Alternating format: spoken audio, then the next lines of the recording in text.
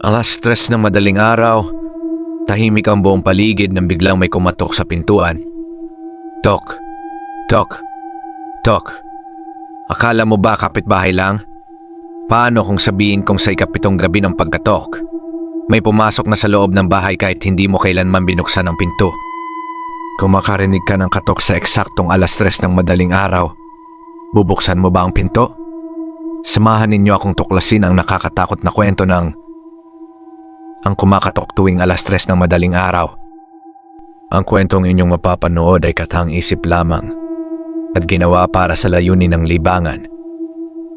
Ang anumang pagkakahawig sa tunay na tao, lugar o pangyayari ay hindi sinasadya at nagkataon lamang. Kung mahilig ka sa mga nakakatakot na kwento, siguraduhing mag-subscribe at pindutin ang notification bell para hindi mo mamiss ang mga susunod pang kwentong magbibigay sa iyo ng kilabot. Patayin ang ilaw, lakasan ang loob, at simulan na natin ang kwento. Madilim na bahay sa gitna ng gabi, tahimik ang paligid. Sa isang tahimik na barangay, nakatira si Marco kasama ang kanyang ina sa isang maliit na bahay na minana pa nila sa kanyang lolo. Simple lamang ang kanilang buhay. Tuwing gabi ay maaga silang natutulog dahil maaga ring pumapasok sa trabaho si Marco bilang delivery rider. Ngunit isang gabi, eksaktong alas 3 ng madaling araw, bigla siyang nagising dahil sa isang kakaibang tunog. Tok, tok, tok. Napabalikwa siya sa higaan. Mabagal ngunit malinaw ang katok sa kanilang pintuan. Akala niya ay baka may kapitbahay na nangangailangan ng tulong, kaya agad siyang tumayo upang silipin ang bintana, ngunit walang tao sa labas. Tahimik ang buong kalye, walang sasakyan, walang tao, walang kahit anong gumagalaw. Nagkibit balikat si Marco at bumalik sa kanyang higaan, ngunit bago pa man siya makatulog muli. Tok, tok, tok. Mas malakas na ngayon ang katok. Lumabas ang kanyang ina mula sa silid. May tao ba, anak? Hindi ko po alam, Nay. Wala naman akong nakita sa labas. Nagpasya silang huwag pansinin iyon. Pagsikat ng araw, nakita nilang kakaibang bagay sa harap ng kanilang pintuan. 3 basang bakas ng paa at ang mas nakakatakot, ang mga bakas ay hindi palabas ng bahay, kundi papasok. Basang bakas ng paa papasok sa bahay. Kinilabutan si Marco habang nakatitig sa mga bakas. Sinundan niya ang mga ito hanggang sa sala. Pagdating doon, bigla na lamang naglaho ang mga bakas sa mismong gitna ng silid. Parang may biglang nawala sa hangin. Hindi na niya iyon pinansin at pumasok na sa trabaho. Ngunit kinagabihan, muli siyang nagising. Eksaktong alas 3 ng madaling araw. Tok, tok, tok. Parehong katok, parehong oras, parehong pakiramdam ng takot. Sa ikatlong gabi ay sinubukan niyang buksan agad ang pinto. Ngunit wala na namang tao sa labas. Sa halip, may nakita siyang lumang litrato na nakapatong sa kanilang hagdan. Larawan iyon ng kanilang bahay, ngunit kakaiba ang litrato. Dahil sa bintana ng ikalawang palapag ay may nakatayong isang maitim na anino. At nang masdan niyang mabuti ang larawan, napagtanto niyang wala silang ikalawang palapag. Mula noon ay nagsimula nang makarinig ang kanyang ina ng mga yabag sa bubong tuwing madaling araw. Minsan ay may maririnig silang mahinang bulong mula sa kusina, at minsan naman ay may maririnig silang paglalakad sa pasilyo kahit silang dalawa lamang ang nasa bahay. Dumating ang ika-7 gabi at muli, eksaktong alas 3 ng madaling araw, may kumatok na naman. Bahagyang bumubukas ang pintuan habang may anino sa labas. Ngunit sa pagkakataong ito ay may kasamang mahinang boses. Marco, buksan mo ang pinto. Nanlamig ang kanyang buong katawan. Hindi niya kailanman sinabi ang kanyang pangalan sa kahit sino. Muling nagsalita ang boses. 7 gabi na akong naghihintay. Dahan-dahang umikot ang doorknob. Unti-unting bumukas ang pintuan kahit nakalock ito.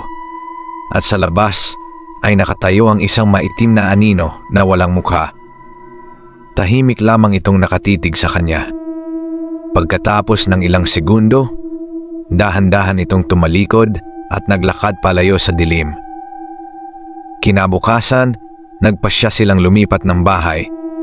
Akala nila ay tapos na ang lahat. Ngunit pagdating nila sa kanilang bagong inuupahan, may nakita si Marco sa harap ng bagong pintuan. 3 basang bakas ng paa at nang tingnan niya ang orasan sa kanyang cellphone, eksaktong 3:00 ng madaling araw.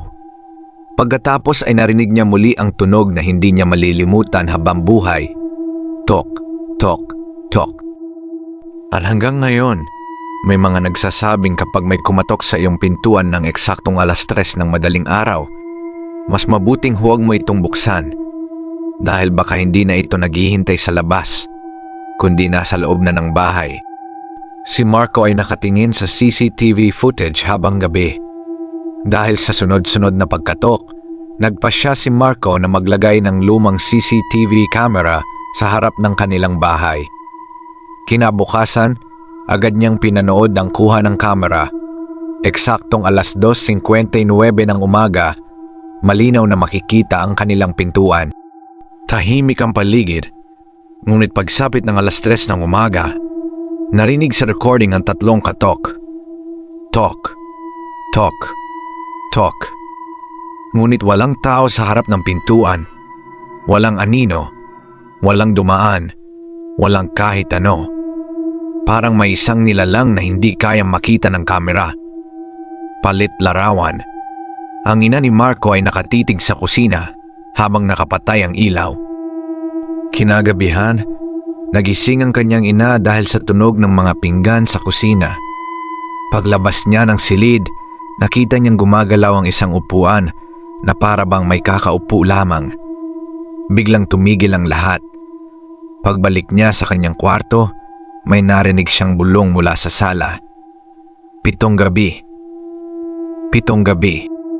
Kinabukasan ay sinabi niya ito kay Marco, ngunit pareho nilang piniling huwag ng pag-usapan. Lumang larawan ng lolo ni Marco at ng kanilang bahay. Habang naghahalongkat ng mga lumang gamit, nakakita si Marco ng isang lumang diary ng kanyang lolo. Sa huling pahina ay may nakasulat, "Kapag nagsimula ang pagkatok, huwag na huwag mong bubuksan ang pinto sa 7 gabi." Kapag nakapasok siya, hahanap siya ng bagong tahanan. Nanlamig si Marco habang binabasa ang mga salitang iyon. Dahil eksaktong 6 na gabi na noon, isa na lamang ang natitira. At sa labas ng bahay, parang may isang tao na tahimik na naglalakad paikot sa kanilang bakuran. At diyan nagtatapos ang kwento ng Ang Kumakatok tuwing 3:00 ng madaling araw. Kung sakaling makarinig ka ng 3 katok sa eksaktong 3:00 ng madaling araw, bubuksan mo ba ang pinto? Kung nagustuhan mo ang kwentong ito, huwag kalimutang mag-like, mag-subscribe at pindutin ang notification bell para hindi mo ma-miss ang susunod pang mga kwentong magbibigay sa iyo ng kilabot. Magkita-kita tayong muli sa susunod na kwento. At tandaan, hindi lahat ng kumakatok ay nasa labas ng bahay.